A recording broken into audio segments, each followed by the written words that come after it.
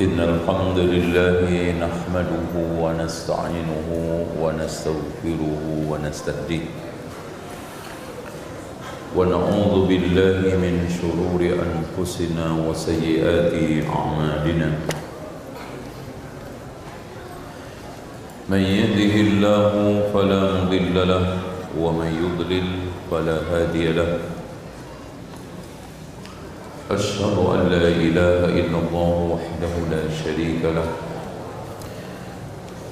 وأن محمدا عبده ورسوله قال الله عز وجل يا أيها الناس اتقوا ربكم الذي خلقكم من نفس واحدة وخلق منها زوجها وبث منهما رجالا كثيرا ونساء واتقوا الله الذي تساءلون به والأرحام إن الله كان عليكم رقيبا وقال عز وجل يا أيها الذين آمنوا اتقوا الله حق تقاته ولا تموتن إلا وأنتم مسلمون وقال تبارك وتعالى يا أيها الذين آمنوا اتقوا الله وقولوا قولا سديدا يصلح لكم أعمالكم ويغفر لكم ذنوبكم ومن يطع الله ورسوله فقد فاز فوزا عظيما فإن خير الحديث كتاب الله وخير الهدي هدي محمد صلى الله عليه وسلم وشر الأمور محدثاتها وكل محدثة بدعة وكل بدعة ضلالة وكل ضلالة في النار.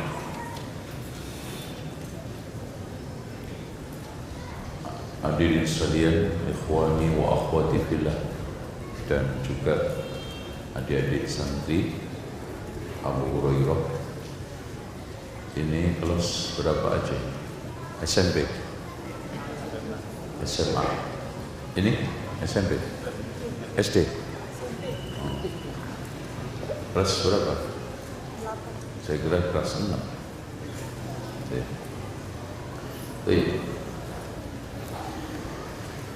Perkara paling berat penyimpangan di tengah umat Islam sekarang adalah hanyut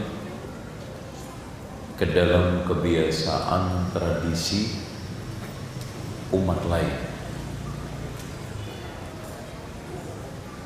Mereka tidak memiliki identitas, hanyut, lenyap. Dan ini adalah usaha kaum kufar, terutama ahlul kitab, untuk mewujudkan cita-cita besar mereka.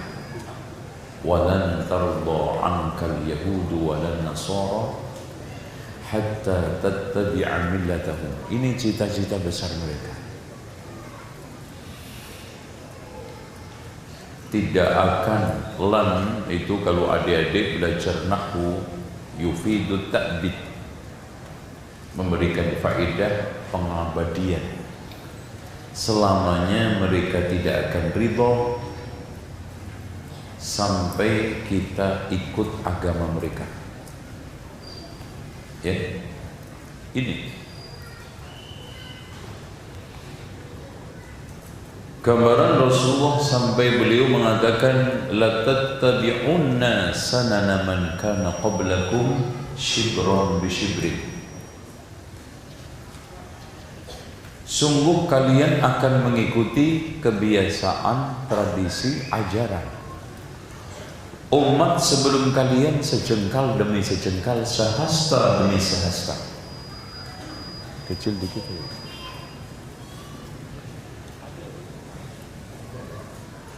Lau dakhalu juhra dabbin la dakhaltum. Hadirin sekalian, hadirin yang dirahmati Allah, nggak mungkin ada orang bisa masuk ke liang bob karena kecil. Maksudnya kebiasaan, tradisi, ajaran semustahil apapun di pandangan Islam ditiru oleh umat Islam. Mustahil kan Pak? Ada orang Islam ulang tahun, mustahil Nabi diulang tahun nih. Antum sekarang cerna dengan sisi apapun, akal, adat, syariat, Nabi ulang tahun.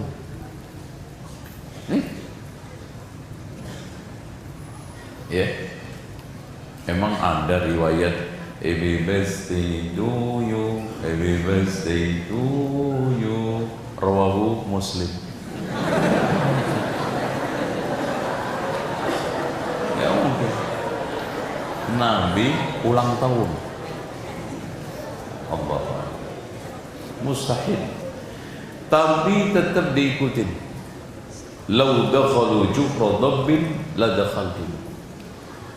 Dan memang gaya setan untuk menyesatkan itu shibron bi shibrin, dira'an wa dira'an bi dira'in, wa la tattabi'u khutuwati syaitan.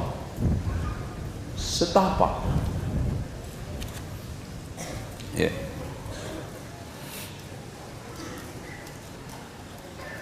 Bahkan ketika itu para sahabat menanyakan, ya Rasulullah, al-Yahudu wan Nasara, apakah yang kau maksudkan adalah Yahudi Nasrani?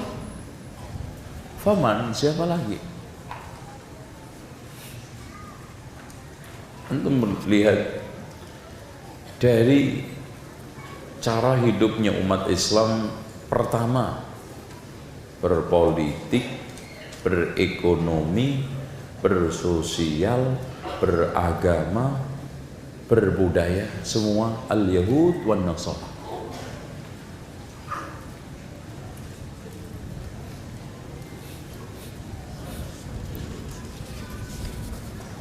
Padahal Rasulullah SAW cukup tegas supaya umat Islam itu punya identitas. Umat Islam punya karakter baku. Umat Islam mandiri. Man tashabbaha biqaumin fahuwa minhum. Jangan tashabbuh. Ya, sampai kita disuruh melihara jenggot itu supaya nggak tashabbuh. Nah ini dicukur. Kadang lucu, dibiarin kumis sampai begini. Itu. Dan tidak ada perintah agama yang tidak mengandung kebaikan dunia dan akhirat, dan tidak ada larangan agama yang tidak mengandung keburukan dunia dan akhirat. Pasti Allah dan Rasulnya memerintah suatu pasti kebaikan isinya, dan melarang suatu pasti keburukan isinya. Jenggot Masya Allah diteliti mengandung banyak faedah. Jadi orang itu kalau memelihara jenggot itu kelenjar maskulinnya itu makin besar. Kalau dicukur makin besar femininnya. Jadi akhirnya jadi cewek feminin. Nah itu paling disukai sama kaum LGBT. Ya, LGBT itu laki-laki kemulai bergaya tomboy.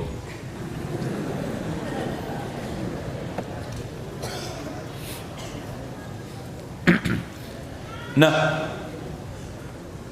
saya ingin definisikan tasyabbuh biar clear. Apa sih sebetulnya tasyabbuh itu? Tasyabbuh artinya al-mumasalah,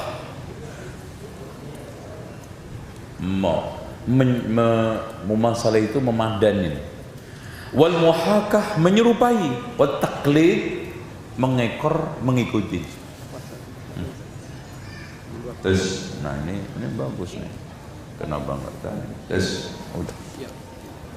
Jadi tasyabbuh itu al-mumasalah. Ya. Contoh ulang tahun Nabi, lahirnya Nabi di ulang tahunin, niru ulang tahun lahirnya Isa. Nah, itu kan gitu. Ini mirip. Yang paling parah itu Pak, orang mati aja di ulang tahun nih. Kalau kelas kiai tinggi haul, kalau Nabi maulid, kalau orang biasa apa? Pendak. Pendak itu setiap 1000 hari ulang tahun. Wa taqlid. Coba bayangkan hadirin sekalian, laki-laki pakai anting, itu kan bawahannya orang non muslim anting. Itu.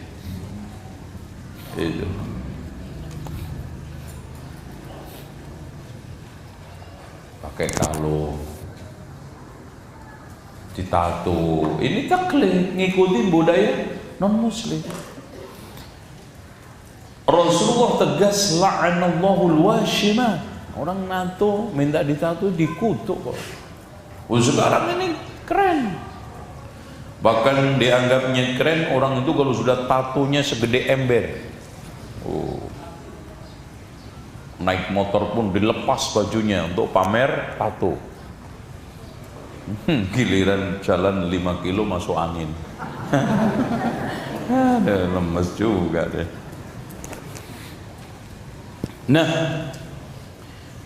tasabbuh menurut arti istilah mumasalatul kafirin, menyerupai orang-orang kafir bisyatta asnafihim, dari seluruh kelompok-kelompoknya, jenis-jenisnya, mau kafir, musyrik, ahlul kitab, sobiah, majusi, dalam i'tiqad mereka atau ibadah mereka atau adat istiadat mereka atau perilaku khusus mereka.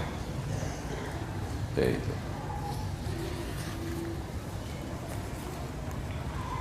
Mungkin ada yang bertanya, kenapa kita dilarang untuk meniru orang kafir, tradisi, kebiasaan, dan yang lain?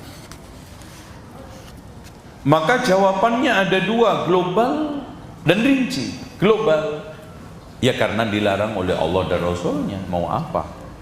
Udah selesai, titik. Jadi seorang muslim itu ketika ada perintah dan larangan, sikap utama pertama yang harus dikedepankan, sami'na wa ata'na. Jangan sami'na wa ngeyelna. Itu gitu. Kenapa? Karena ngeyel. Makanya Ibnu Syihab Az-Zuhri mengatakan, minallahi ar-risalah, datangnya Allah itu risalah, wa 'ala rasulil balagh, Rasul tugasnya menyampaikan, wa 'alaina taslim, kami tugasnya, kita tugasnya pasrah. Udah. Dilarang tasabbuh, ya sudah. Nah, kalau kita sekarang mencoba untuk menggali kenapa kita dilarang oleh Allah untuk itu, alasan yang kedua yaitu rinci, kita dalam rangka untuk wujudkan ketaatan kita kepada Allah dan Rasulnya. Kemudian yang kedua, karena tasabbuh dengan orang kafir akan menimbulkan pengekoran. Antum lihat, ada sebagian pemuda niru gayanya Messi. Udah, apa saja yang dilakukan Messi diikutin, apa saja yang dilakukan oleh Ronaldo diikutin, apa saja yang diikutin oleh fulan-fulan diikutin. Sampai kaosnya, sampai potongan rambutnya. Lagi motong rambut kayak ketek, gaya ketek. Lagi kayak monyet, kan monyet itu begini. Nah, monyet. Itu. Ada gaya anjing. Itu potongan rambut kayak hewan, kayak kuda, pang, diikuti, koza diikuti, tato diikuti, udah.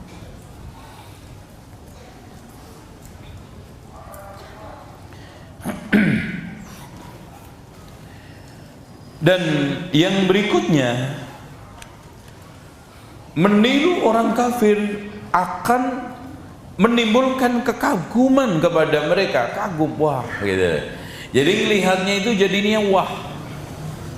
Padahal mereka nggak pernah mandi, nggak pernah wudu, kafir, kotor hatinya. Kagum kenapa? Kita lebih kagum kok sama tokoh-tokoh kita. Kagum kepada Rasulullah, kagum kepada Abu Bakar, Umar, kagum terhadap kehebatan Khalid bin Walid di medan perang. Itu nggak ada apa-apanya mereka. Dan biasanya orang itu kalau sudah meniru tasabbuh, melahirkan sikap al-mahabbah, cinta condong, cinta seneng condong. Kalau kagum seneng condong kan gitu. Hadirin sekalian, ada satu kaidah yang harus kita pegang dalam masalah pembahasan tiru meniru tasabbuh ini. Pertama, bahwa umat ini dikabarkan oleh Rasulullah akan meniru orang-orang kafir. Masya Allah. Dan sekarang wakil, riba ditiru, nyanyi ditiru, ini semua. Kalau sekarang orang ibadah sambil nyanyi, nyanyi sambil ibadah itu kan bawaannya orang Nasoro di gereja. Tapi ternyata masjid pun sekarang nyanyi. Gitu. Ada yang ala Lombok, ada yang ala Sumatera, ada yang ala Jawa, nyanyi dioplos, Arab separuh, Jawa separuh, enggak ilir-ilir atau tombowati. Udah nyanyi. Apalagi Masya Allah kalau maulid Nabi itu gamelan, ketipung, kendang, orjen bisa masuk masjid. Na'udzubillah. Ini kan gayanya ibadah orang-orang non-muslim, kafir, musyrik, yang Allah katakan, wa ma kana salatuhum 'indal baiti illa muka'an wa tasdiyah. Tepuk siun. Ya. Kemudian yang kedua, kaidah yang kedua, Rasulullah SAW memperingatkan. Nah, ini yang penting. Rasulullah mengkhabarkan hal-hal yang negatif pastilah. Ini kaidah. Ketika Rasulullah mengkhabarkan tanda-tanda kiamat yang negatif atau hal-hal yang negatif seperti perpecahan, pastilah Rasulullah memberi solusinya. Contoh, umatnya pecah. Sataftariqu ummati ala 73 firqatan kulluha finnar illa wahida. Ketika ditanya siapa ya Rasulullah, yang satu itu ma'ana alaihi al-yawma wa ashabi. Solusinya ikut Rasul, ikut sahabat, selesai. Jadi jangan seperti kelompok pasrah. Rasul menghabarkan pecah, ya udahlah pecah aja sekalian. Rasul sudah ngabarkan kok. Nah, nggak bisa, nggak benar. Dan kaidah yang ketiga, Rasulullah SAW mengkabarkan bahwa di saat umat ini meniru kepada orang-orang non-muslim, musyrik, kafir, tapi ada umat yang eksis, menjaga berbagai macam identitas, komitmen, walaupun sendiri. Dan Islam ini mengalami dua keterasingan, namun keterasingan yang kedua ini berat.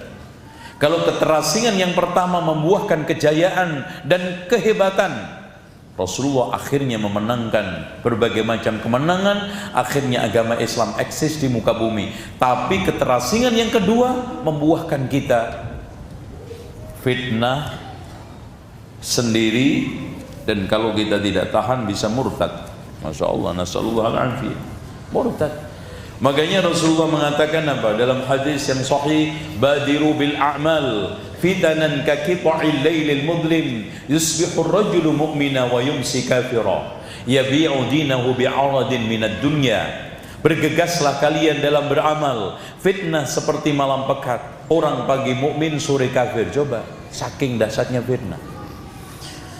Dan Rasulullah menegaskan dalam hadis yang dikeluarkan oleh Imam Muslim, wa sayusibu akhir hadhil ummah umurun wa bala'un wa umurun tunkirunaha. Masya Allah, yang akhir umat ini akan tertimpa bala, perkara-perkara yang kalian ingkari. Dahsyat, Masya Allah.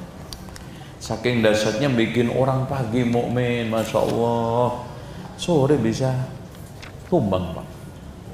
Dan nyata sekarang kita pagi, Masya Allah, nikmat ibadah, sore lemes, kenceng dakwahkan sunnah, tahu-tahu lewat, subhanallah.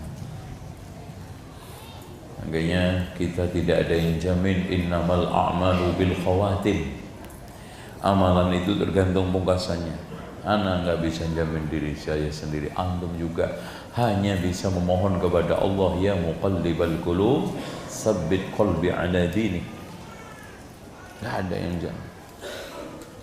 Nah, bidang apa saja yang kita tidak boleh meniru, baik itu kebiasaan, tradisi, ajaran. Yang pertama adalah bidang aqaid, akidah.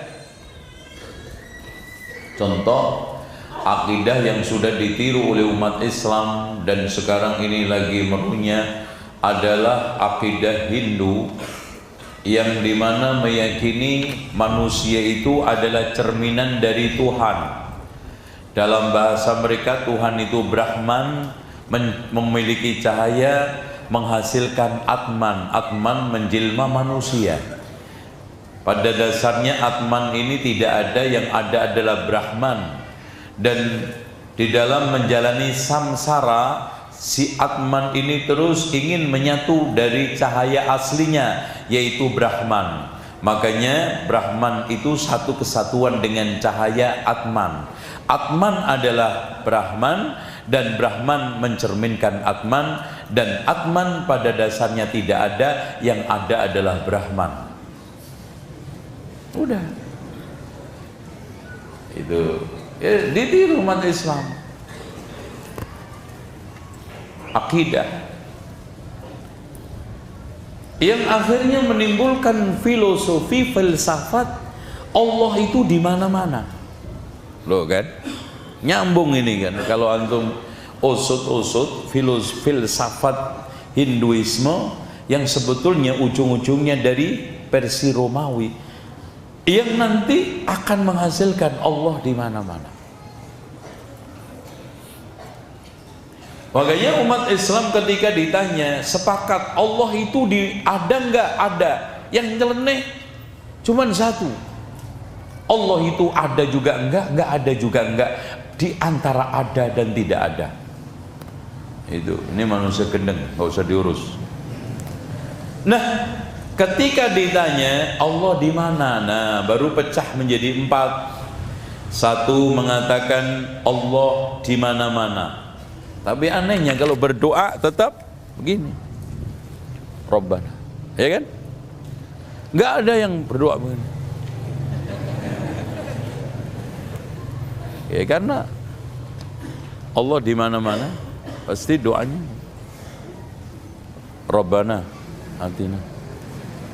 Karena bisa saja Allah di kanan, di kiri, jadi berdoanya berubah-ubah. Yang kedua, menjawab Allah di hati saya.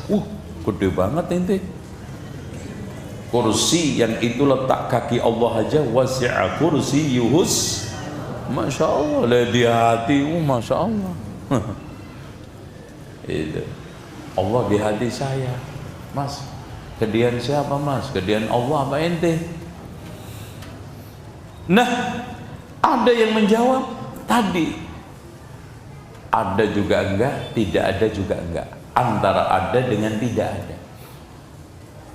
Nah, jawaban ahli sunnati wal jamaah inilah yang benar. Huwallazi khalaqas samawati wal arda fi sittati ayyam thumma istawa 'alal 'arsy ya'lamu ma yaliju fil ardi wa ma yakhruju minha wa ma yanzilu minas samai wa ma ya'ruju fiha wa huwa ma'akum aynama kuntum wallahu bima ta'maluna basir. Wa huwa ma'akumnya itu ditafsiri Allah wallahu bima ta'maluna basir. Allah dengan apa yang kamu berbuat melihat, mengetahui di mana saja kamu berada. Makanya Masya Allah ada rahasia besar. Kalau antum baca tafsir Ma'alimut Tanzil karya Imam Al-Baghawi, beliau tidak menafsiri ayat ini sama sekali. Antum buka, beliau biarkan ayat ini apa adanya. Kenapa? Ternyata ayat ini nggak perlu ditafsiri karena muhkam, jelas, gamblang. Apanya yang perlu ditafsiri? Nah, akidah ditiru, filsafat itu bikin orang bingung. Gimana nggak bingung? Mereka prinsipnya keyakinan adalah, yakin adalah awal keraguan dan ragu-ragu awal keyakinan. Sampai mati nggak pernah yakin. Ya bingung terus. Nah, yakin awal keraguan, ragu-ragu awal keyakinan. Ya, ragu terus saja. Giliran yakin ragu, giliran ragu yakin. Nah, yang kedua, masalah-masalah perayaan. Itu yang kita tidak boleh tiru. Makanya Rasulullah ketika datang ke Madinah menemukan orang-orang Madinah melakukan perayaan jahiliyah, Rasulullah mengatakan, qad abdalakumullahu bihima khairun minhuma Idul Fitri wa Idul Adha. Allah telah mengganti dengan dua hari raya dari hari rayamu ini, Idul Fitri dan Idul Adha, yang lebih baik dari hari raya kami. Ya. Dan antum lihat sekarang ini perayaan hari raya bola, hari raya ibu, hari raya apa lagi? TV, hari raya. Oh, ini kalau libur terus nggak pernah masuk kantor itu Pak, karena tiap bulan apa? Tanggal merah. Dan ini kerjanya Yahudi. Yahudi itu paling seneng perayaan. Makanya ketika salah satu Yahudi datang ke Umar bin Khattab, ketika turun ayat Al-Yawma Akmaltu Lakum, wahai Umar, ada satu ayat di kitabmu, kalau seandainya turun di kami, harinya saya jadikan perayaan, no kan? Al-Yawma Akmaltu Lakum Dinakum wa Atmamtu Alaikum Ni'mati wa Raditu Lakumul Islam Madinah. Tuh. Nah sekarang ada sekalian, orang sekarang sendiri pribadi aja punya hari raya apa? Satu ulang tahun. Itu kan hari raya individu. Ya. Belum hari raya nasional. Ya, hari raya apa lagi? Tahun baru. Kalau tahun baru itu ngumpul, Pak. Simbol beberapa agama ada, Majusi lewat kembang apinya. Ya. Terus kemudian Yahudi lewat merconnya, itu. Kristen lewat loncengnya, Islam lewat beduknya, ada semua. Ya, namanya umat Islam berkorban sukarela untuk meramaikan Idul ini tahun baru. Ini yang terjadi. Oleh karena itu hadirin sekalian yang dirahmati Allah, kita hanya punya dua hari raya. Hari perayaan Maulid Nabi, perayaan Isra Mi'raj, perayaan apa lagi? Nuzul Quran. Lah orang Kristen juga perayaan Valentine, Natal. Dan aneh Natal tanggal 25 Desember, lucu. Karena lahirnya Isa itu terang-terangan Allah menegaskan saat panen kurma, sedang rutop, dan rutop itu nggak mungkin pada bulan Desember, itu nggak ada. Rutop itu kalau nggak Juni, Juli, Agustus itu udah paling akhir. Makanya salah satu sekte Kristen merayakan ini apa namanya, Idul apa, Natal itu bulan Agustus. Nah, setelah termasuk hal yang tidak boleh kita tiru dari mereka adalah dalam bidang ibadat, menghormat, nggak boleh. Itu makanya kalau kirim ikon WA jangan pakai itu simbolnya orang Yahudi, ini Hindu. Itu. Atau ruko Sinto, dada Nasrani, dada itu nggak ada. Kita itu ada boleh mengucapkan salam sambil angkat tangan.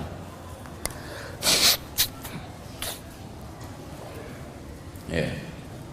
Dan memang hadirin sekalian, campur aduk ajaran di Indonesia itu sudah lama. Contoh ajaran Hindu nyampur ke Islam, ajaran ini saling campur aduk. Ya. Ziarah kubur menjelang Ramadan, mau hari raya kan nyampur itu. Nyekar sadran. Yang pertama kali nyadran itu Raja Majapahit Kertawijaya. Untuk menghormati arwah pendiri kerajaan Majapahit, Raden Wijaya, bikin nyadran atau nyekar, ditiru umat Islam. Gitu. Nah, ini kan tasyabbuh.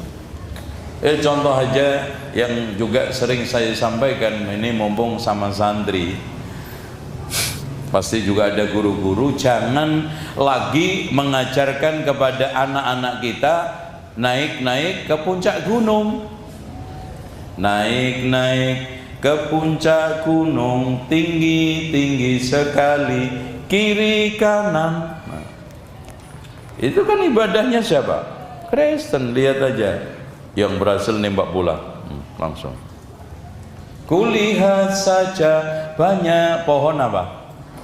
Cemara. Kenapa nggak mangga?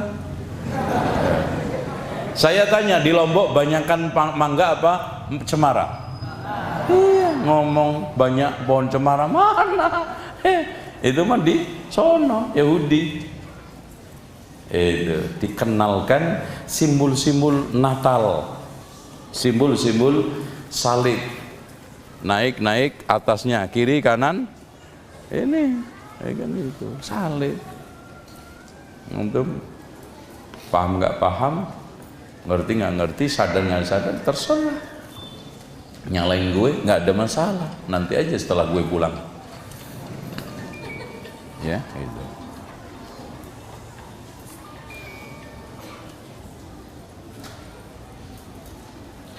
Nah, hadirin sekalian yang dirahmati Allah, termasuk yang dilarang kita menyerupai adalah dalam adat, kebiasaan dan perilaku, tradisi. Ya, dalam adat kebiasaan.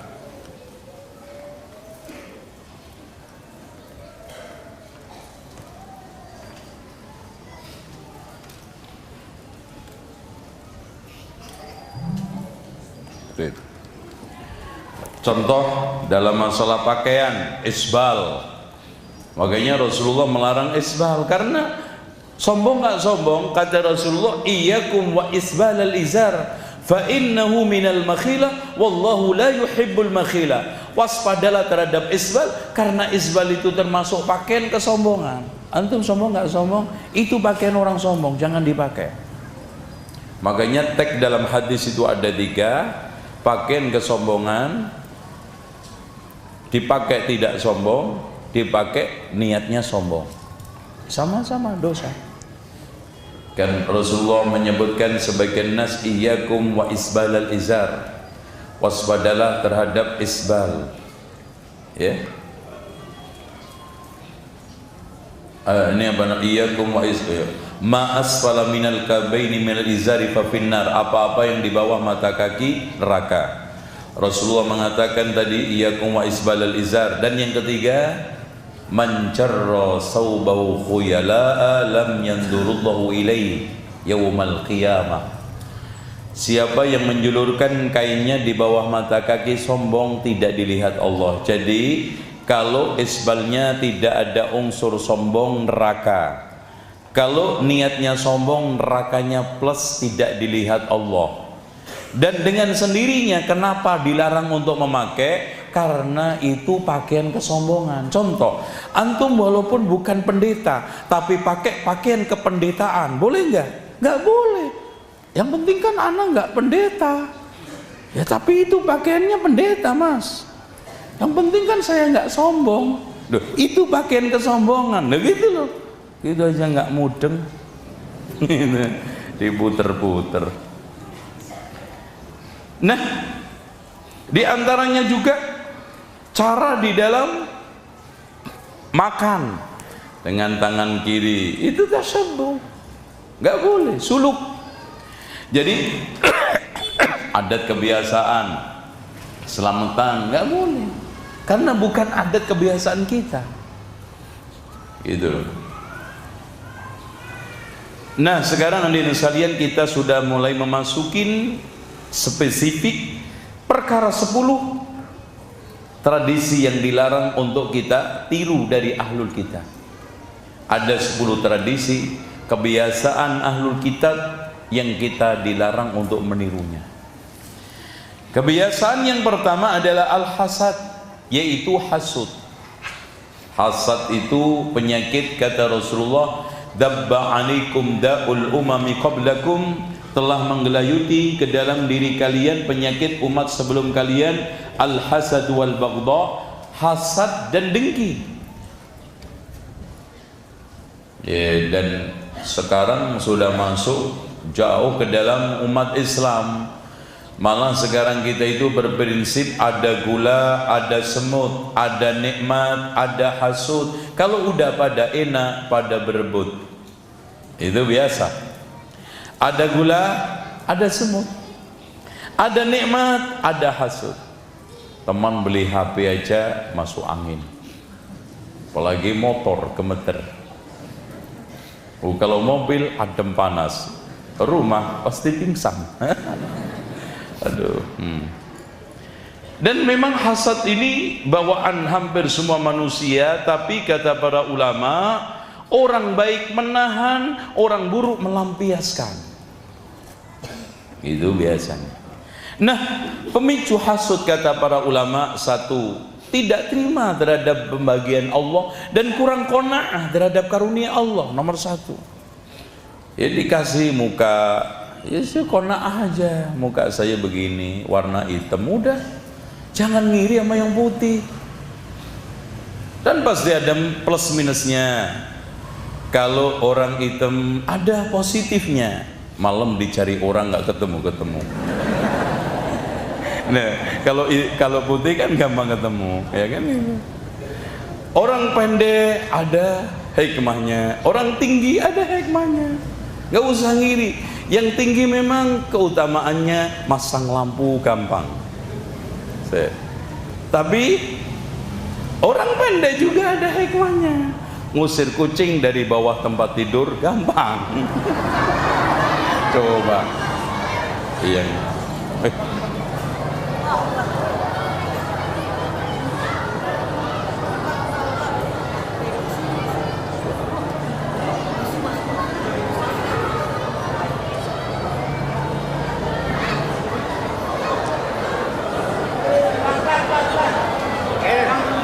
Pelan-pelan.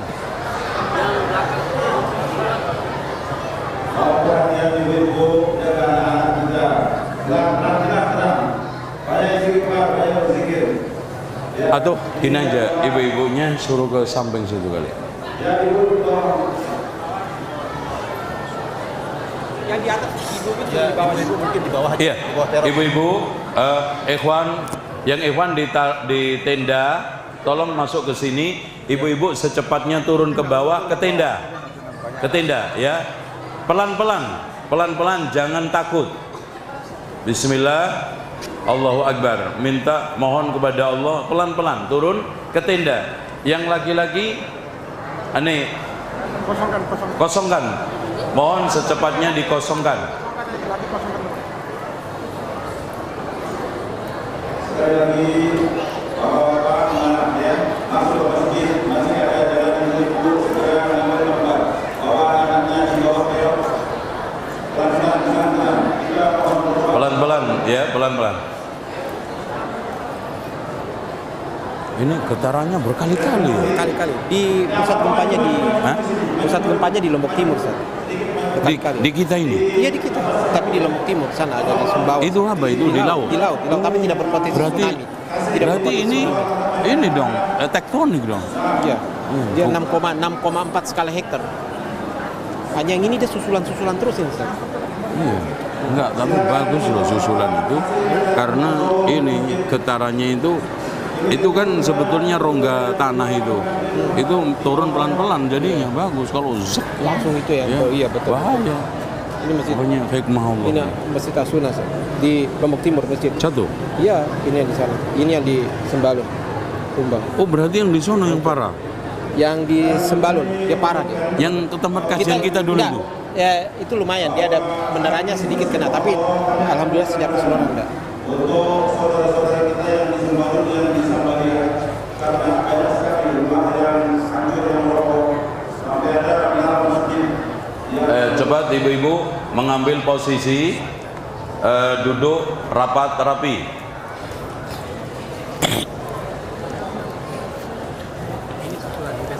Itu tidak terlalu. Iya. Dan itu hikmah, masya Allah Taala. Karena itu kan ibaratnya rongganya itu patah pelan-pelan gitu loh. Cak.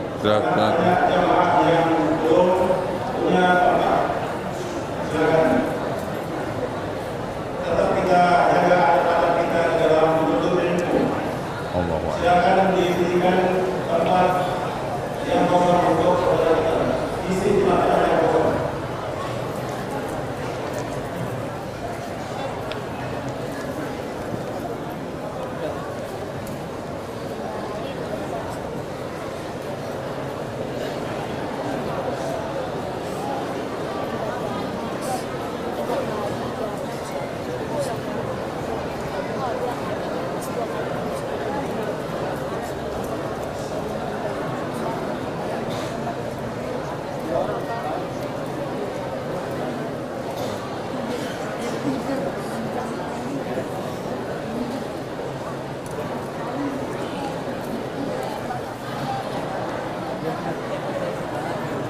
Baik, hadirin sekalian, saya ingatkan sedikit tentang gempa. Gempa adalah seperti yang dikatakan oleh Imam Ibnu Qayyim di dalam kitabnya Miftah Darus Sa'adah, di mana hikmah Allah mengutus Allah menyuruh bumi untuk gempa karena sudah lama menyimpan gas, karena angin itu masuk ke sela-sela rongga-rongga itu, sudah lama membentuk rongga, sehingga Allah Subhanahu wa Ta'ala menyuruh bumi untuk mengeluarkan di dalam rangka untuk mengingatkan manusia. Makanya Allah berfirman, wa ma kana Allahu liyu'adzibahum wa anta fihim. Tidaklah Allah mengazab mereka sementara engkau masih di tengah mereka. Makanya ketika saat terjadi gempa di Madinah, Umar bin Khattab berkata, kalau sekali lagi terjadi gempa di Madinah ini, saya nggak mau tinggal sama kalian karena banyak dosa kalian. Wa ma kana Allahu mu'adzibahum wa hum yastaghfirun. Masyaallah. Dan Allah tidak akan menyiksa mereka selagi mereka itu istighfar. Ya. Makanya dari sekalian, gempa ini harus kita hadapi dengan taubat dan istighfar. Wa ma kana Allahu mu'adzibahum wa hum yastaghfirun. Surat Al-Anfal ayat 223 ya. Ayat 32.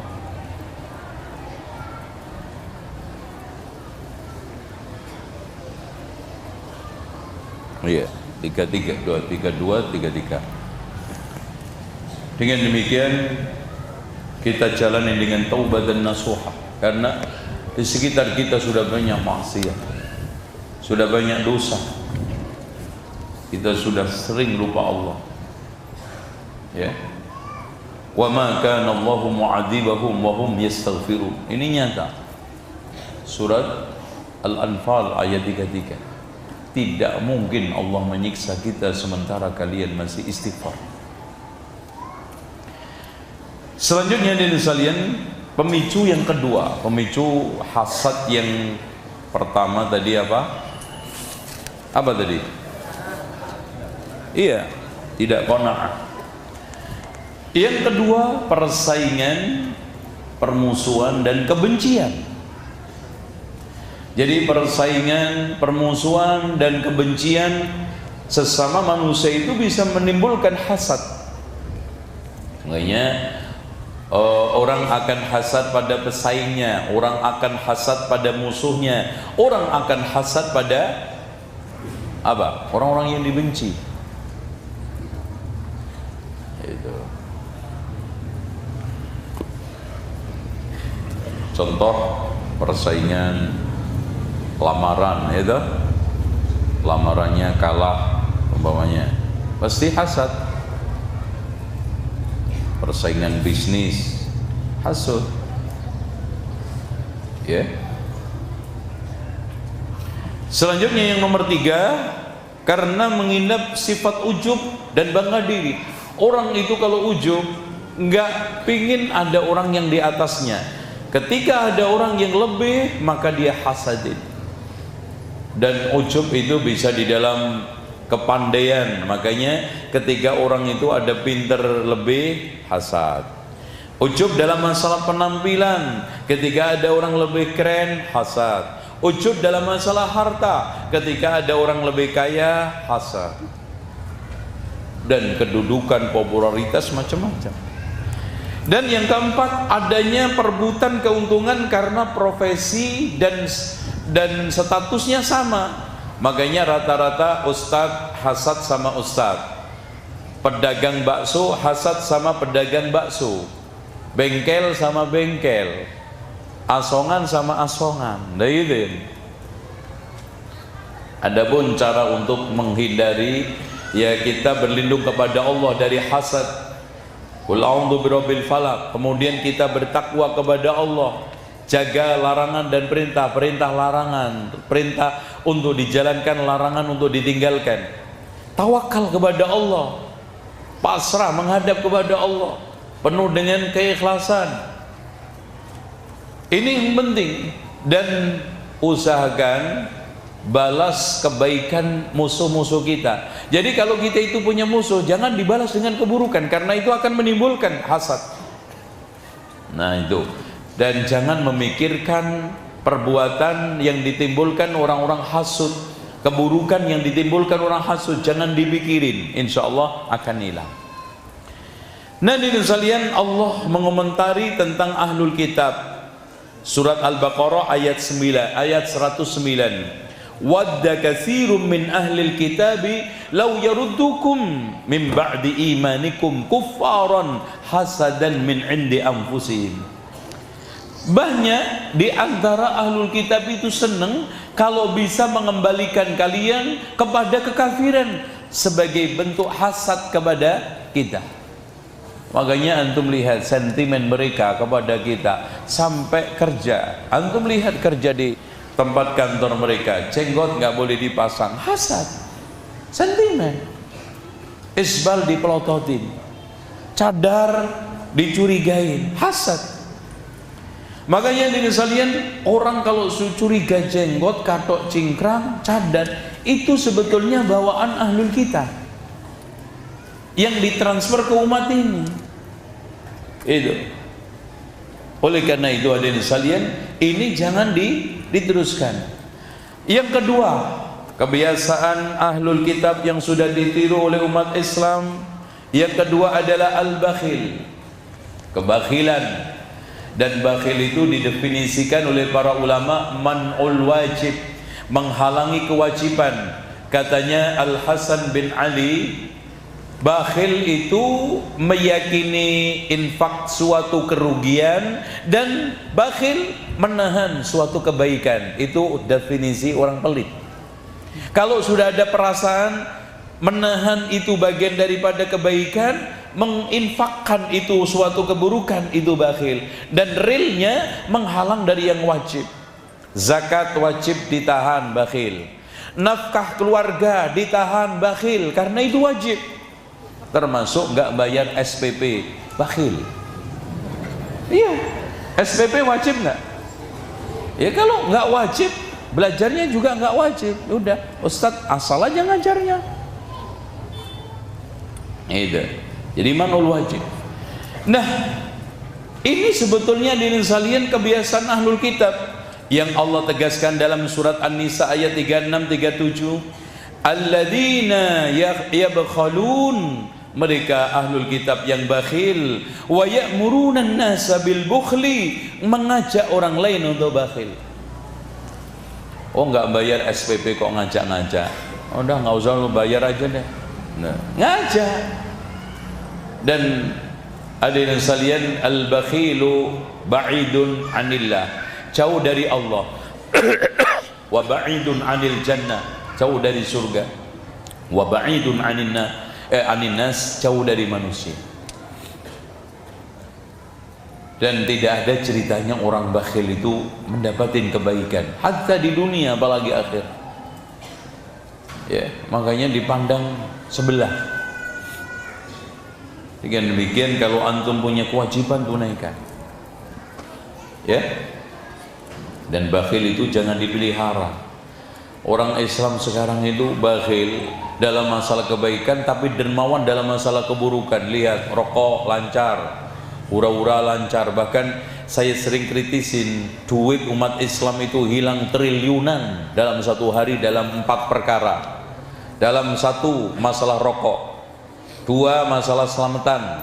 3, bangunan yang dibangun di atas kuburan. 4, air wudhu yang dibuang-buang. Saya tanya sama antum, ketika kaum muslimin wudhu, banyakkan air yang dibuang apa dipakai? Buang. Dan itu pakai listrik. Rokok apa lagi? Ya, Masya Allah. Kalau yang rokok orang muslim ini 100 juta satu hari, satu harinya, satu orangnya 10.000, kalikan berapa? 1 triliun. Kalau seandainya habis tablek ini di samping mobil itu, di samping ini mobil, bakar uang 1 juta, ente katain apa? Gila. Bagaimana yang bakar 1 triliun? Lebih? Ente sendiri yang ngomong. Jangan lo terusin ya. Aneh. Ya Allah. Yang kedua, selamatan. Kalau seandainya di Indonesia ini 1 tahun yang selamatan itu 10 juta aja. 1 kali selamatan membutuhkan dana 5 juta. Antum kaliin duit. Air wudhu yang kebuang, kita bikin rata-rata satu masjid yang sholat 100 orang. Yang dibuang per orang 1 liter. Kali 100 liter. Kali 5 waktu 500 liter. Kali 5 juta masjid. Berapa? Allahu Akbar. Apalagi selamatan, Masya Allah. Hamil aja selamatannya 5 kali. 4 bulanan, 7 bulanan, pas lahir, sepasaran, selapan, malah 6, coplok udel. Lepas pusar aja selamatan. Itu habis duitnya orang Indonesia. Makanya orang-orang Arab macam Saudi, Kuwait, padahal nggak terlalu kaya, lebih kaya Indonesia loh, tapi sumbangannya kemana-mana. Kenapa? Karena Saudi, Kuwait nggak ada selamatan. Wah, itu sahih, itu cek sono. Itu Ini Bang. Dan ketika giliran sumbangan ke masjid, pesantren, pondok, masjid selalu Pak, saya itu kalau infak kecil ikhlas, kalau besar nggak ikhlas Pak. Kalau begitu Pak gimana? Ya sedikit aja. Jadi masjid itu dikasih ikhlas, nggak dikasih duit. Padahal masjid butuh duit, nggak butuh ikhlas. Masjid butuh apa Pak? Butuh duit. Yang butuh ikhlas siapa? Ya antum. Giliran nyumbang, ikhlasnya yang dikasihkan. Ikhlas, seikhlasnya. Paling gambar pedang mati murah. Keluar kotak masjid semua 10 kotak isinya pedang kabeh.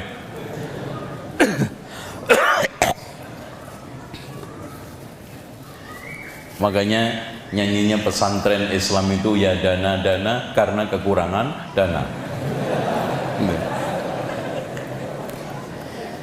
Selanjutnya yang nomor 3, kebiasaan akhlak dan juga mental ahlul kitab yang ditiru umat Islam adalah menolak kebenaran kalau kebenaran itu dianggap menyelisihi pendapat tokohnya. Itu nggak mau terima. Makanya dari sekalian prinsip di dalam mencari kebenaran itu, ikutin orang karena dia benar, jangan mengikuti kebenaran karena orang. Kenalilah kebenaran, kamu akan kenal siapa yang benar. Itu caranya. Lah kalau sekarang enggak, ngaji pun yakin dulu baru cari dalil. Harusnya cari dalil dulu baru yakin. Makanya ngaji pun, cari dalil pun hanya untuk pembenaran. Yakin sekali musik itu haram, musik itu halal, cari-cari dalilnya. Nah ini cocok nih halal. Yakin banget ulang tahun itu boleh, cari dalilnya. Ini nih cocok nih Ustadz nih, cocok sama gue nih. Ikutin kebenaran karena orang kalau begitu, bukan mengikuti orang karena dia benar. Hadirin sekalian, inilah yang membuat umat itu pecah. Masing-masing mengkultuskan tokohnya, masing-masing mendahulukan pendapat tokohnya. Dan ini penyakit yang pertama kali meniru adalah Syiah yang mengkultuskan imam-imamnya yang dianggap maksum. Akhirnya siapa saja yang menyelisih pendapat tokoh mereka dianggap batil, salah, sesat, walaupun dari Al-Quran dan Sunnah. Lihat aja sekarang antum di kalangan orang-orang awam, ketika antum sampaikan dalil, kalau nggak sesuai dengan kiainya, tokohnya langsung, wah ini sesat, ini wahabi, ini perlu diberantas, ini radikal. Sampai pernah ada ikhwan, karena di masjid itu sendirian dia perlu belajar, dia praktek sunnah gerak-gerakin jari ketika sholat, dipegang ketika sholat. Habis sholat tengkar, dia tengkar. Ngapain lo? Sholat aja. Pak, ini sunnah Rasulullah Pak. Lo dikit-dikit sunnah, dikit sih sunnah Rasul, sunnah Rasul. Kagak ada Rasul-Rasulan di sini. Ya Allah, sampai begitu. Karena apa? Karena tidak dikenal dari gurunya. Oh saya itu punya kiai seambrek, nggak pernah ngajarin begini. Oh baru ngaji kemarin, aneh-aneh loh. Udah, lain kali nggak boleh sholat di sini. Oh gitu. Auzubillah, auzubillah. Inilah watak mental mereka yang Allah katakan dalam surat Al-Baqarah ayat 91, wa idza qila lahum aminu bima anzalallah qalu nu'minu bima unzila alaina wa yakfuruna bima wara'ah. Wal haq, padahal Islam itu benar, dia ingkari, dia tolak karena nggak sesuai dengan ucapan pendetanya, tokoh agamanya. Nah, nomor 4, kebiasaan tradisi yang sudah banyak ditiru oleh umat Islam dari ahlul kitab adalah tahriful kalim an mawadi'i, mengacak-acak firman Allah lewat teksnya dirubah. Makanya Taurat Injil aslinya sekarang sudah tidak bisa diketahui lagi, atau makna tafsirannya. Kalau di Al-Quran mungkin teksnya nggak bisa, tetapi tafsirnya sangat mungkin sekali. Makanya setiap kelompok itu bisa membenar-benarkan kesesatannya, hawa nafsunya lewat Al-Quran dan Sunnah. Tidak berarti sekarang Al-Quran dan Sunnah mendukung dia, akan tetapi Al-Quran dan Sunnah diperalat untuk membenarkan kesesatan tersebut. Lewat apa? Penyimpangan tafsir. Ya, itu sangat kita temukan banyak. Contoh aja, bagaimana orang Syiah membenarkan bahwa Abu Bakar dan Umar itu mengkhianati wasiatnya Rasulullah, bahwa setelah peninggal Rasulullah yang mengganti Ali ternyata dikhianati Abu Bakar Umar. Akhirnya beliau yang ngambil, Abu Bakar yang mengambil, dengan firman Allah, amma yatasaalun 'anin naba'il 'adzim. Mereka bertanya-tanya tentang berita heboh pengkhianatan Abu Bakar dan Umar terhadap wasiatnya Rasulullah. Jadi naba'il 'adzim itu berita heboh pengkhianatan Abu Bakar Umar terhadap wasiatnya Rasulullah. Loh kan? Itu. Dengan demikian, betul kata Imam Ibnu Qayyim di dalam kitabnya Syifa'ul 'Alil, tidaklah ada satu ahli bid'ah melainkan telah menjadikan Al-Quran dan Sunnah diperalat untuk membenarkan kebid'ahannya, kesesatannya. Makanya Allah mengomentari, wa inna minhum la fariqan yalwuna alsinatahum bil kitab litahsabuhu minal kitab. Ngarang buku, ya, seakan-akan bukunya itu hebat sampai mengalahkan Alkitab, sehingga orang lebih mengatakan ini lebih hebat daripada Alkitab. Ini Alkitab sebetulnya. Akhirnya lihat Taurat Injil yang asli hilang, sekarang yang ada apa? Ayat surat Matius, apa? Surat apa? Mata, Lukas, terus antum nggak tahu banget nih, ya. Surat-surat nama-nama pendeta, Yohanes, gitu kan. Ini dulu sekarang antum lihat lebih mengedepankan mazhab qala fulan. Coba bayangkan antum lihat ustadz-ustadz ahli syubhat yang tampil di YouTube, yang dikedepankan omongan tokoh. Ini kan Syafi'i, ini kan ini. Mana qala Allah qala Rasul? Ketika Anda mengatakan ini halal, mana qala Allah qala Rasul? Ketika Anda mengatakan ini haram, mana qala Allah qala Rasul? Minimal ijma' para sahabat. Enggak ada. Musik halal katanya fulan, ini hatanya fulan. Akhirnya Islam pelan-pelan hilang. Orang sudah tidak lagi perhatian kepada Al-Quran dan Sunnah, tapi qala itu akhirnya nanti seakan-akan di Quran itu ada surat Hanafi, surat Maliki, surat Syafi'i, surat Hambali. Itu nasallallahu alaihi, bahaya. Makanya Abdullah ibnu Abbas ketika mengeluarkan pendapat atau menyampaikan satu hukum dari Al-Quran dan Sunnah, dilawan katanya Abu Bakar begini, katanya Abu Umar begini, hampir-hampir batu hujan turun dari langit menimpa kalian. Saya katakan qala Allah qala Rasul, kamu katakan qala Abu Bakar Umar. Sekarang dilawankan dengan ucapan Abu Bakar dan Umar aja nggak bisa, ditolak berat-berat mentah-mentah oleh Abu Ibnu Abbas.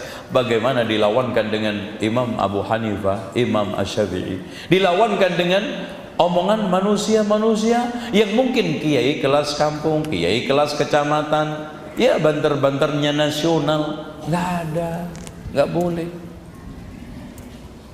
Inilah yang membuat pelan-pelan Alkitab, Al-Quran itu hilang. Wa ma huwa minal kitab wa yaquluna huwa min indillah. Diklaim bahwa yang inilah yang datang dari Allah, inilah yang benar, ini yang cocok. Sementara Al-Quran dan Sunnah tersingkirkan. Wa ma huwa minal kitab wa yaquluna 'ala Allahil kadhib wa hum ya'lamun. Dusta. Man kadzaba 'alayya muta'ammidan falyadabawwa maq'adahu minan nar. Dan hadirin sekalian, mereka tidak segan-segan, tidak malu-malu mendukungnya dengan hadis palsu. Bukan hanya tafsir yang menyimpang, hadis palsu. Makanya sering saya kritik, ada dai hari gini menyampaikan hadis palsu, kurang bahan banget. Wong Al-Quran yang jumlahnya 6.236 ayat, hitungan terbanyak Ibnu Katsir, itu diceramahkan sampai mati dai itu aja nggak habis kok. Sahih Bukhari antum pakai ceramah 15 tahun nggak habis itu. Sahih Muslim, lo kok sekarang sempat-sempatnya menghabiskan waktu ceramah, orang datang jauh-jauh sampaikan hadis palsu.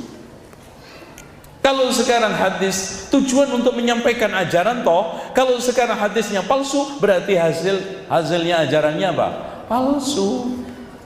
Ya kalau sudah ajarannya palsu berarti surganya juga palsu. Cari surga sendiri. Dengan gitu. Allah itu menjamin suatu amalan dengan dasar yang sahih karena adanya pahala, adanya surga. Lah kalau sekarang kita beramal mencari surga, hadisnya palsu, siapa yang jamin surganya nanti di akhirat? Makanya tak boleh. Nah yang kelima termasuk kebiasaan ahlul kitab yang sudah ditiru oleh umat Islam adalah al-ghulu fi sholihin, bersikap berlebihan terhadap orang soleh. Hidup dan mati, Masya Allah, hidupnya habis taklim, airnya dibuat rebutan. Bismillah. Wah dulu itu saya kalau sudah habis ngaji, yang pertama kali air diminum, barokah. Surbannya kiai dikalungin 15 menit, nanti penyakit kankernya sembuh, barokah. Sandalnya kiai digantungin di depan pintu untuk nolak maling. Bahkan ada yang sampai mati pun masih diyakinin hebat. Buktinya tanah kuburannya diambil, dicampur kopi brik, diminum. Masya Allah, subhanallah. Sampai salaman aja bolak-balik, sampai infeksi itu tangannya Pak Yainya. Itu coba santri 1000 infeksi.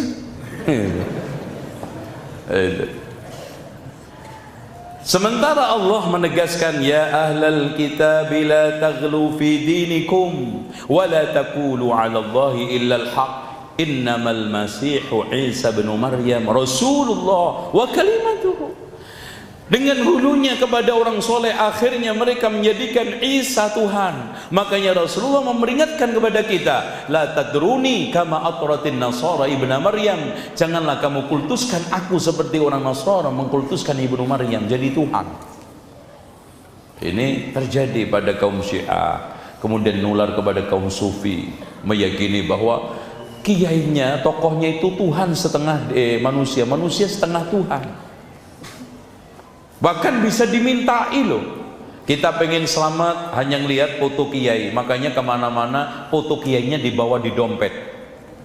Kalau pengen apa-apa tinggal ngelihat dan manggil, Mbah Yai tolong baksonya hari ini rada sepi. Nah gitu. Lamaran melihat foto, Mbah tolong lamarannya lancar. Ya. Sampai datang ke kuburan Syekh Abdul Qadir Jailani jauh-jauh dari Lombok ke Irak hanya untuk itu. Ya, masuk ke makamnya, assalamualaikum dir, we datang dir dari Lombok, minta nih dir, insyaallah bulan depan pemilihan lurah dir, mudah-mudahan lancar jadi dir, insyaallah. Seperti itu. Goyang lagi, insyaallah. Masya Allah, hikmah Pak. Allah rapatkan bumi ini pelan-pelan. Mudah-mudahan keselamatan buat kita semua. Amin. Ya. Al-ghulu fi sholihin, berlebihan kepada orang soleh. Loh sampai Masya Allah ada yang tabarruk dengan tempat tidurnya salah satu habib, per 10 menit bayar 100.000. Tidur toh, bekas tidurnya itu sudah diyakini nanti seluruh kelebihan Habib nular ke dia. Tempat-tempat makam wali, Masya Allah, ada yang masuk salah satu makam itu nempelin tangan ke ambang pintu. Yang pengen pertaniannya subur, pengen jodoh, Masya Allah, ambang pintu. Dan hampir semua makam keramat itu pasti ada air karomahnya, ada, ngalahin air Zam-Zam. Bahkan mereka di sana zikir khusyuk. Di antara mereka ada yang zikir, ya Rabbana ya Kudus sahilana bil fulus, warna merah halus-halus, paling dikit 5 kardus. Itu zikir di pinggir kuburan minta fulus. Ya Rabbana ya Kudus sahilana bil fulus, warna merah halus-halus, paling dikit 5 kardus. Kenapa enggak 5 kontainer? Biar kaya sekalian. Nah, yang keenam, ta'atul makhlukin, mentaati makhluk dalam rangka bermaksiat kepada Allah. Dia mentaati pendeta, pastor, tokoh agamanya, mengatakan halal dikatakan halal, haram haram, walaupun dengan menyelisih Allah dan Rasulnya. Ittakhadhu ahbarahum wa rubanahum arbaban min dunillah wal masih ibn Maryam. Dia menjadikan tokoh agama mereka, ilmuwan, agamawan, dan ahli ibadah mereka sebagai Tuhan-Tuhan selain Allah. Dalam masalah ketaatan, yang halal mereka katakan halal, ikut halalkan. Yang haram katakan mereka haram, ikut mengharamkan, walaupun menyelisih Alkitab dan Sunnah. Selanjutnya nomor 7, karena waktu, adalah rohbaniyah, kependetaan, kepasturan, kebiksuan. Jadi hadirin sekalian, mereka hanya ngurung di kamar sekian tahun, zikir terus, biksu, muterin tasbih. Makanya tasbih itu meniru Hindu. Antum lihat tasbihnya orang Hindu, biksu, sama. Itu bahkan mereka ada zikir sirri 1000 kali di otak, 1000 kali di jantung, 1000 kali di paru, sambil terus itu. Kadang-kadang la ilaha, ini zikir keras, la ilaha illallah, la ilaha illallah. Ini seperti Yahudi. Makanya Imam Ibnu Katsir menurunkan satu riwayat kenapa dikatakan Yahudi itu Yahudi, li'annahu yahuddu ra'sahu 'indal ibadah, karena ngangguk-nganggukkan kepala ketika ibadah. Itu la ilaha illallah, la. Makanya mereka membagi zikir menjadi 4. Zikir pertama zikir syariat, la ilaha illallah Muhammadur Rasulullah. Zikir yang kedua zikir tarekat, la ilaha illallah, la ilaha illallah, sampai terus sampai hilang pelan-pelan suaranya sama hakikat din. Illallah, la illallah, la illallah, la illallah, la illallah, sampai tinggal Allah, Allah, Allah, Allah. Mulai zikir hakikat, tinggal hu hi. Sudah ma'rifah. Akhirnya apa? Lenyap, namanya fana. Kalau sudah fana, hilanglah siapa dirinya, sudah tidak sadar. Akhirnya apa? Tajalli, manunggal. Mulai nampak Allah, nampak dirinya ingin menyatu. Nah, kalau sudah seperti itu, maka sampai pada tingkatan kasyaf, yaitu ma'rifat. Kata bahasa sufi Jawa, perusak jeruning kara, perusak durungi winara, tahu sesuatu yang belum diberitahu dan tahu sesuatu yang dibungkus. Tapi ayam di bawah nasi nggak tahu. Kan gitu. Ada wali disuguhin makanan, lauknya di bawah nasi, marah-marah, mana lauknya ini? Oh, belum datang ini. Ternyata Pak Yai itu ayamnya di bawah nasi. Katanya tahu perkara gaib. Ini ayam di bawah nasi nggak ngerti. Aduh, parah ini. Nah ini. Nah, di antara mereka cara untuk menekuni karir tasawuf. Makanya orang sufi itu menekuni karir lewat tarekat. Tarekat itu ada 2 cara, dengan zikir sama dengan menyiksa diri. Ada yang bertapa, ada yang ngurung diri, ada yang puasa sampai nggak pernah buka, supaya sampai pada karir tertentu. Nah ini hadirin sekalian yang dirahmati oleh Allah, yang ke-8 binaul masajid 'alal kubur, membangun masjid di atas kuburan. Wah, ini sudah masya Allah ya, cukup banyak. Jadi pernah Ummu Salamah sama Ummu Habibah, karena keduanya pernah ikut hijrah ke Habasyah, melihat gereja ditempatin mengubur mayit, dan juga ada gambar-gambar. Kata Rasulullah, dzalika ar-rajulu shalih idza mata fihim banu alaihi al-masajid wa sawwaru tasawirahum. Ketika mati dibangun di situ, dikubur di situ dan dibikin gambar-gambar. Ya, la'natullahi 'alal yahudi wan nasara ittakhadhu qubur anbiya'ihim masajid. Sampai Rasulullah meminta, Allahumma la taj'al qabri wasanan yu'bad, ya Allah janganlah engkau jadikan kuburanku sebagai berhala yang disembah. Dan Rasulullah mewanti-wanti sama kita semua, la tattakhidu qabri ida, jangan kamu jadikan kuburanku itu seperti id, dikunjungin waktu tertentu dan juga pada saat tertentu dengan cara tertentu seperti id. Itu nggak boleh. Ziarah-ziarah aja kapan saja. Dan ternyata hadirin sekalian sudah sekarang lihat bagaimana kuburan sama masjid itu nggak pernah bisa bersatu, tapi di mana-mana menyatu. Bayangkan bagaimana larangan Rasulullah, la tusallu ilal kubur, jangan sholat menghadap kuburan.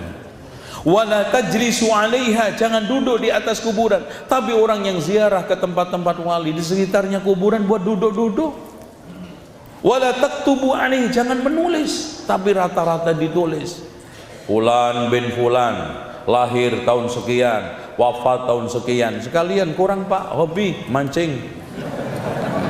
Sekalian kan kurang kan, berlengkap, tahu hobinya, kerjaannya, profesinya. Subhanallah, untuk apa?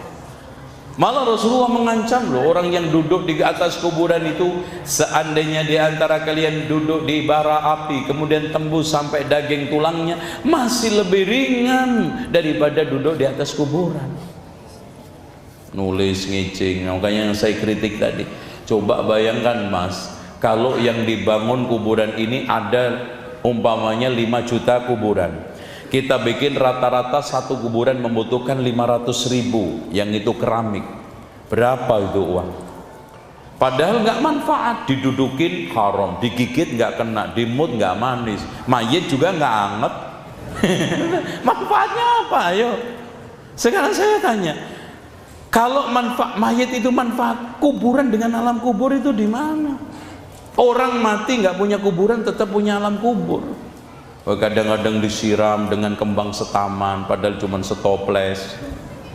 Wah Mbah, saya kirim Mbah, hanya mimpi ketemu mbahnya minta minum. Wah ini sudah lama nggak nyiram, kembang setaman. Katanya nyampe alam kuburnya, nyeresep ke bawah 1 meter aja nggak nyampe, apalagi nyampe alam kubur, air apa? Itu kan gitu. Perasaan, orang itu banyak membuat perasaan kemudian diyakini, kemudian dijadikan sebagai syariat. Itu yang banyak. Perasaannya, kalau emaknya dikasih kembang seneng, siapa yang ngomong? Akhirnya setiap kuburan kasih kembang. Siapa? Perasaanmu kan? Kalau sekarang kamu tancepin kembang di kuburanmu, kuburan ibu kamu, bapak kamu, mbah kamu seneng, itu perasaan. Sementara masalah-masalah gaib seperti ini tidak bisa pakai perasaan akal, tapi pakai wahyu. Ada wahyunya kita bertindak, tidak stop. Yang terjadi kan gitu. Nah, yang ke-9 ini yang sekarang ini merunyah banyak. Apa itu? Bernyanyi sambil ibadah, beribadah sambil bernyanyi. Nyanyi diibadahkan dan ibadah dinyanyikan. Itu. Sekarang apa yang tidak dilakukan oleh umat Islam? Ya, salawat taraweh lagu, menjelang ini lagu semua. Itu. Akhirnya di sekalian persis, makanya pernah ada orang yang dari Nasoro masuk Islam, kemudian analisanya ibadah kok nyanyi-nyanyi. Akhirnya dia analisa, dia renungkan nggak mungkin ibadah joget-joget, nyanyi-nyanyi, tepuk-tepuk. Akhirnya masuk Islam. Ternyata setelah masuk Islam ketemu nyanyi juga di masjid. Nah itu kan real. Makanya mau balik ke Kristen malu, ke Islam nyesek. Inilah hakikat apa yang dikatakan oleh Allah, Rabbana la taj'alna fitnatan lil ladzina kafaru. Ya Allah, janganlah Engkau jadikan kami sebagai sumber fitnah buat orang kafir. Yakni para ulama ahli tafsir menegaskan, ya Allah, janganlah jadikan kami sebagai sumber fitnah buat orang kafir. Akhirnya mereka meyakini benarnya agama mereka dan salahnya agama kita. Itu. Coba sekarang orang Kristen kalau melihat, iya, orang Islam kalau hari raya Idul Fitri Adha juga nyanyi-nyanyi seperti kita Natal, udahlah nggak perlu masuk Islam. Oh, sama kok. Orang Kristen punya kelahiran Isa, sono juga lahiran, oh sama ya. Sama ya. sama udah, korupsinya ya nggak sama. Nah, mendingan gue. Nah gitu. Akhirnya apa? Masih beneran Kristen lah. Kalau urusan syiar agama mirip lah. Mereka sholat juga nyanyi-nyanyi, mereka juga tepuk-tepuk, masjid juga ada gitar, ada organ, cuman yang beda kita nggak korupsi, mereka korupsi loh kan. Akhirnya ya Allah, janganlah jadikan kami sebagai sumber fitnah. Akhirnya meyakini agama orang kafir itu benar, agama Islam itu salah. Nah, hadirin sekalian yang dirahmati oleh Allah, soal nyanyian ini udah masya Allah dimanapun nyanyi. Contoh aja acara halal bihalal, isinya apa? Nyanyi. Bahkan halal bihalal itu sebagai ajang untuk kontes suara.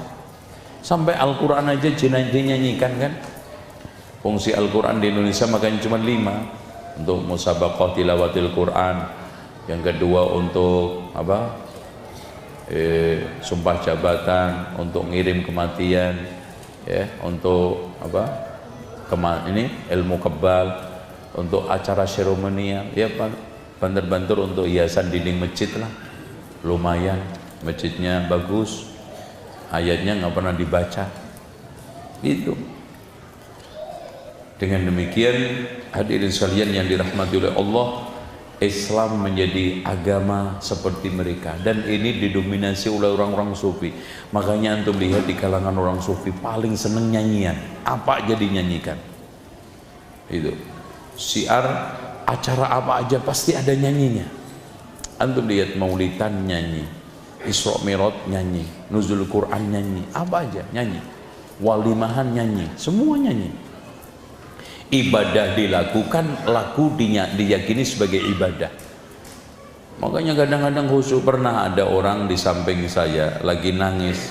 Pak, ngapain nangis? Iya Ustadz, lagi ini Ustadz, lagi nyetel video, terharu banget kisah wafatnya Rasulullah, padahal hadisnya palsu. Pak, coba matikan musiknya Pak. Bapak lihat, baca, nangis enggak? Betul, setelah dimatikan musiknya nggak nangis. Ya, karena memang musik itu ada psikologinya. Lagi sedih ada musiknya, lagi tengkar ada musiknya, lagi perang ada musiknya, lagi masuk kelas ada musiknya, keluar kelas ada musiknya, lagi pengantenan ada musiknya, lagi cerai ada musiknya. Antum lihat aja sinetron film itu kan, kalau lagi perampok penjahat aksi, musiknya ada sendiri. Coba musiknya kematian, nggak cocok, gitu kan gitu. Oh, maling nggak musiknya mati, gitu. Ini musik sehingga kesentuh kepada musik, bukan kepada satu kebaikan. Buktinya hadisnya palsu kok nangis. Itu real. Nah, yang terakhir 10 kebiasaan terakhir adalah satu kelompok dengan kelompok lain saling menyesatkan tanpa dalil, seperti ahlul kitab yang telah ditegaskan oleh Allah dalam surat Al-Baqarah ayat 113. Wa qalatil yahudu laysatin nasara ala syai' wa qalatin nasara laysatil yahudu ala syai' wa hum yatluna al-kitab. Yahudi mengatakan, Nasrani itu mah nggak ada apa-apanya, batin, sesat. Kata Nasrani, Yahudi itu kan nggak ada apa-apanya, batil, sesat. Apaan tuh? Ya sama kita kan, Wahabi, teroris. Apaan tuh? Islam Arab, dikit-dikit haram, dikit-dikit bid'ah, apa dia aja yang punya dalil. Saling mencela, saling menghujat tanpa dalil, saling menyesatkan tanpa dalil. Kalau kita sekarang tunjukkan kesesatannya dengan adillah, itu hak. Karena memang balighu anni walau ayat, itu bisa amar ma'ruf nahi mungkar. Oleh karena itu hadirin sekalian, kebiasaan ahlul kitab yang sekarang ini merajalela di kalangan umat Islam apa? Satu kelompok dengan kelompok lain saling mencibirkan, saling menyesatkan, saling merendahkan tanpa kaidah, tanpa dalil. Bahkan maaf Pak, orang ke masjid nggak pernah, ngaji nggak pernah, sambil kipas-kipas bakar jagung. Oh, kelompok itu kan sesat ya. Itu Masya Allah. Baca kitab enggak. Imam Syafi'i dulu Pak, mau menyesatkan tokoh itu, membaca kitab ratusan, direnungkan sampai minta petunjuk kepada Allah. Si fulan sesat, nah ini enggak, sambil bakar jagung. Wah itu kan sesat tuh, jenggot. Aneh. Ini yang akhirnya kebiasaan 10 ini kenapa merajalela di tengah umat Islam. Semoga kita semua terhindar dari penyakit-penyakit tersebut. Oke, sekarang kita akan buka tanya jawab sampai jam 11. Silakan, tafadhol.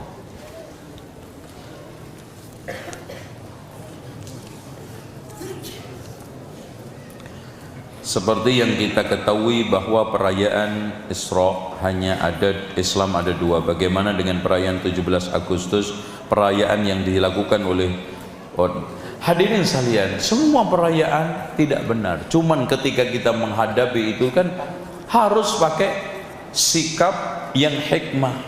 Itu.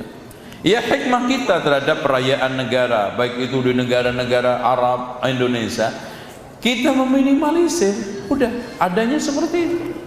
Kalau mau hilang ya tunggu aja saya jadi presiden, udah kan gitu, insya Allah. Jadi artinya antum jangan gegabah, antum sekarang pikirkan dampak-dampaknya. Makanya ud'u ila sabili rabbika bil hikmah. Sikap untung rugi itu yang harus kita kedepankan. Untungnya apa, ruginya apa ketika kita melakukan ini. Dan kalau memang kita tidak bisa izalatul mungkar, menghilangkan kemungkaran, minimal taqlilul mungkar, menyedikitkan kemungkaran. Dan itu yang sekarang kita bisa lakukan. Ustaz, bagaimana memadukan dalil bahwa Nasrani memusuhi umat Islam dengan ayat Al-Maidah 62 bahwa Nasrani adalah yang paling dekat? Hadirin sekalian, mereka lebih dekat untuk bisa didakwai dan masuk Islam, lebih mudah. Makanya antum lihat yang paling banyak masuk Islam itu Nasrani daripada Yahudi, gitu. Itu maksudnya. Karena bahkan Yahudi itu nggak mau berusaha untuk memasukkan orang lain ke agama Yahudi, karena Yahudi itu khusus turunan Yahudi, nggak ada darah Yahudi nggak boleh masuk agama Yahudi. Itu. Kalau Nasrani siapa aja. Apakah ada dosa mencukur habis jenggot? Ya dosa, kok ada dosa. Kenapa kita katakan dosa? Karena diancam oleh Allah Subhanahu wa Ta'ala dengan ancaman jelas, di mana orang yang mencukur itu menyerupai musyrikin. Ya, a'ful liha wa jazus syawarib, biarkan jenggot, biarkan itu gak usah dipelihara-pelihara. Kalau ada alhamdulillah, enggak ya sudah. Yang enggak ada ya jangan diobatin. Nanti antum model mukanya juga enggak nyetel jadi jelek. Ya, memang muka antum itu jenggotnya seperti ini, seperti ini. Tapi kalau ada, pelihara walaupun sedikit. Jangan karena kayak tusuk sate terus dicukur. Ya, nggak ada masalah, pelihara. Ustaz, saya kena syubhat, katanya di Lauhul Mahfuz tidak ada perkara mengenai perilaku baik dan buruk manusia, karena bila dalam tertulis perilaku buruk maka manusia bisa saja memberi hujah bahwa kenapa perilaku buruk saya tertulis di Lauhul Mahfuz. Hadirin sekalian, pertanyaannya simpel. Antum udah tahu antum buruk. Terus kemudian yang kedua, siapa yang bisa protes ketetapan Allah? Ya. Dan nggak bisa kita sekarang mengatakan Allah nggak adil. Kenapa? Orang itu dikatakan nggak adil ketika melakukan sesuatu pada yang bukan miliknya. Ini motor saya jual, saya kasih, salah saya apa? Rumah saya. Manusia ciptaan Allah. Enggak saya ciptakan aja nggak apa-apa kok. Saya ciptakan, saya adakan. Mau saya warnai apa terserah saya. Fa'alul lima yurid. Allah maha mengerjakan apa yang dikehendaki. La yus'alu amma yaf'alu wa hum yus'alun. Tidak boleh ditanya tentang apa yang dia kerjakan, malah mereka yang ditanya. Dari situlah kita tidak boleh protes. Kalau seandainya ada orang yang mengatakan, kenapa saya ditulis buruk? Antum sudah tahu kalau antum ditetapkan buruk, neraka, jelek. Nggak tahu toh? Kenapa kalau nggak tahu antum tidak memilih usaha yang baik, bukan usaha yang buruk?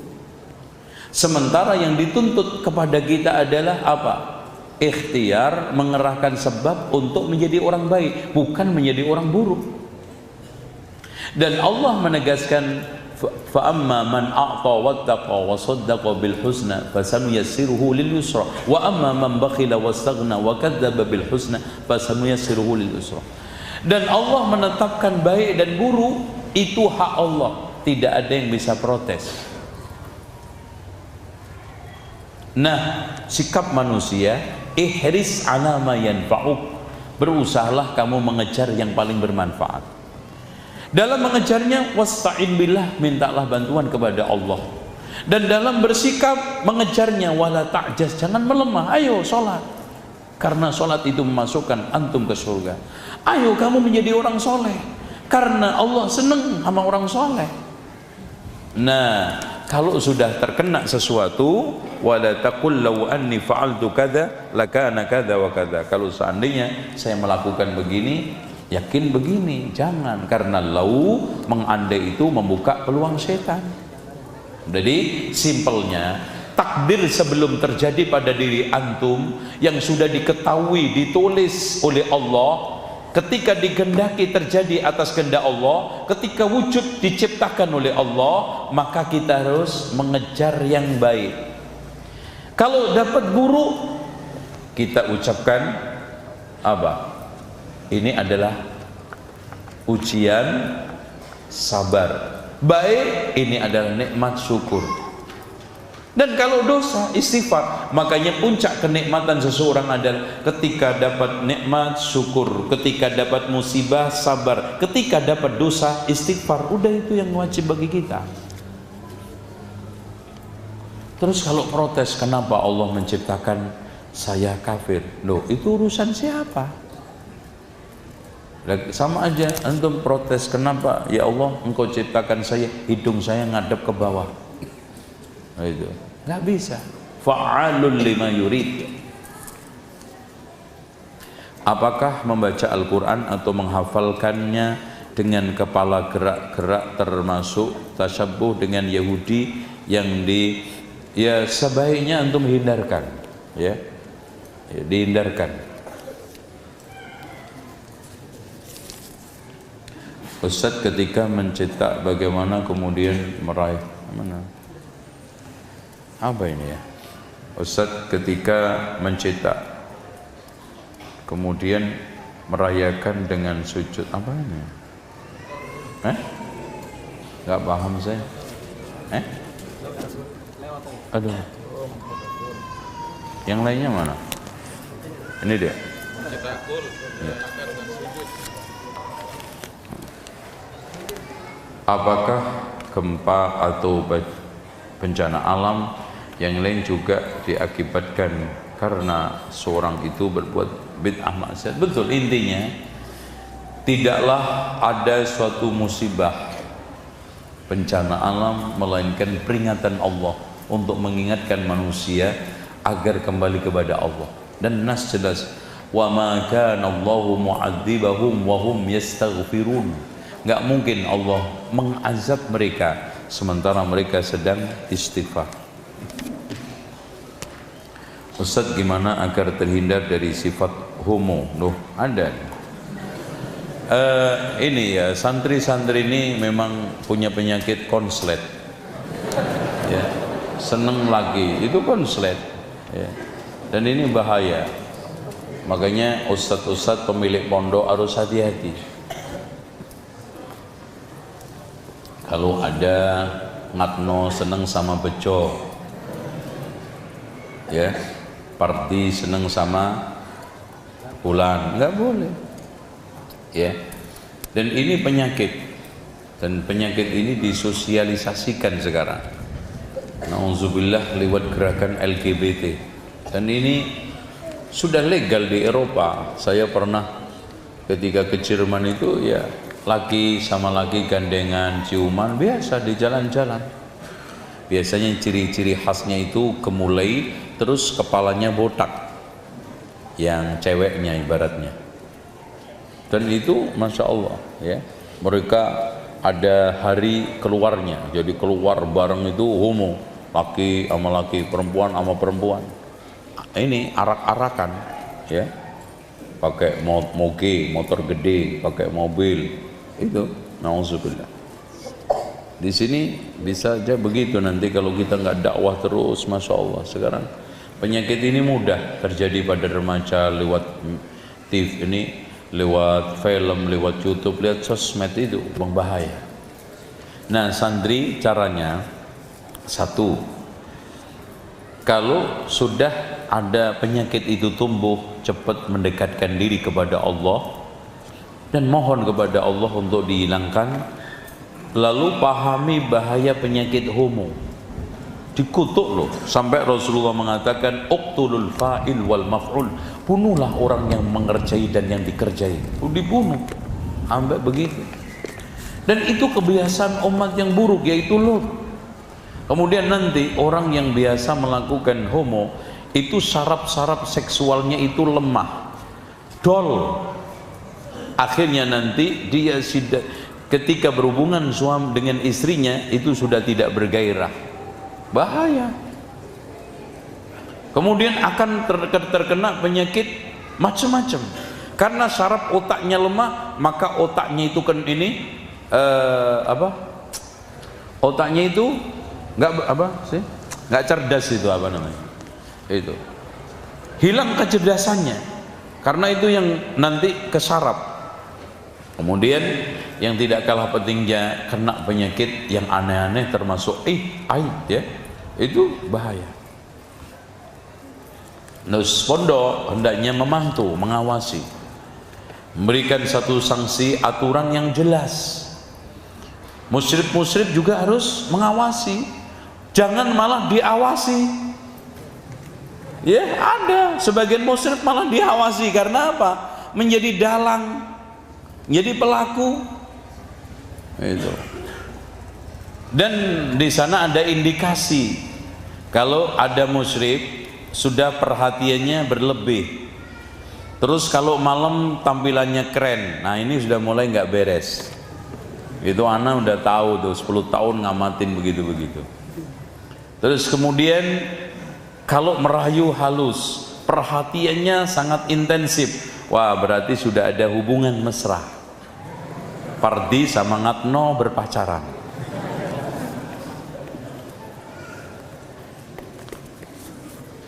Alhamdulillah dakwah sunnah mulai banyak, dikenal mulai banyak.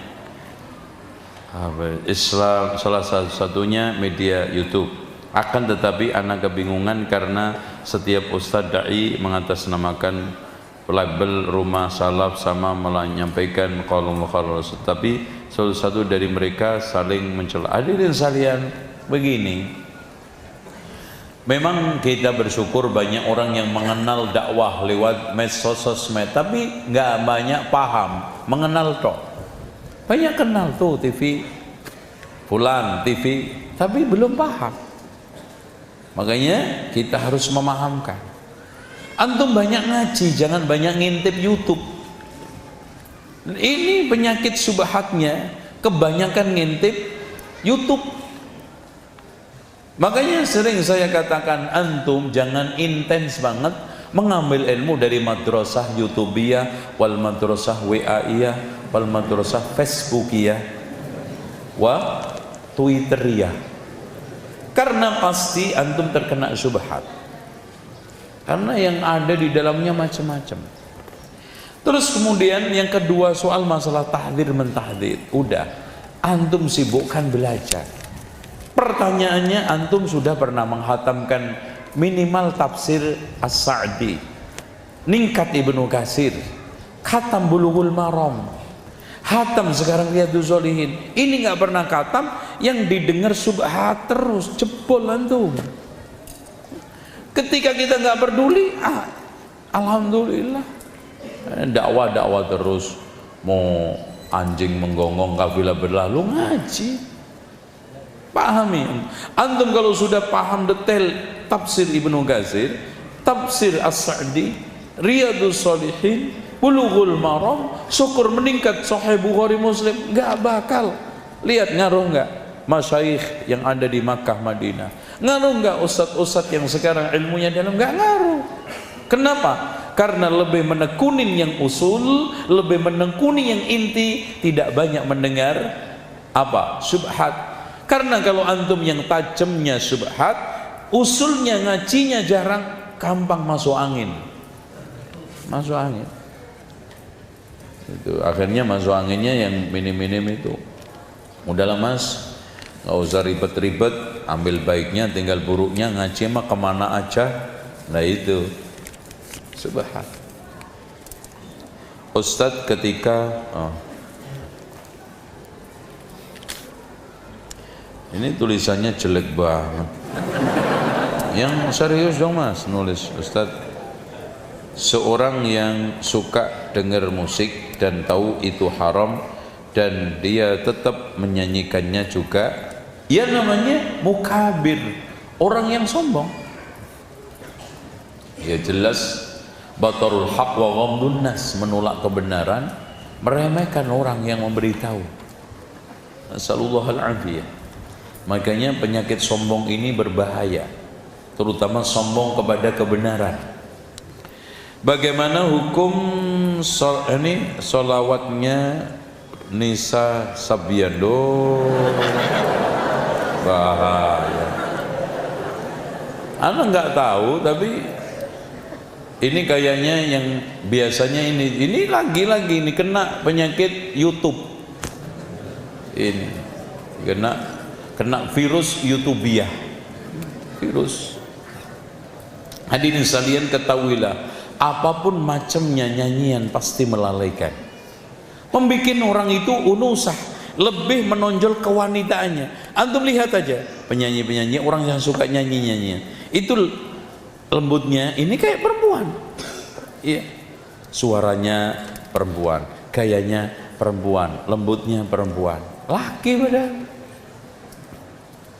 Makanya di sekalian, orang yang gemar nyanyi itu nggak bisa jihad. Baru nembak ingat nyanyi lagu itu lemas, apalagi ngerokok juga, ya kan gitu. Baru nembak musuh sejam kecut, ini kan gitu, mundur. Kenapa pak? Ini lagi kecut ngerokok kan gitu. Baru dah, masya Allah, perang setengah jam, kecut ngerokok lagi. Itu perokok itu nggak bisa jihad. Ustaz, saya ada? Udah. Baik, hadirin sekalian, saya akhiri. Alhamdulillah ada beberapa materi yang bisa kita sampaikan pada pagi sampai menjelang siang.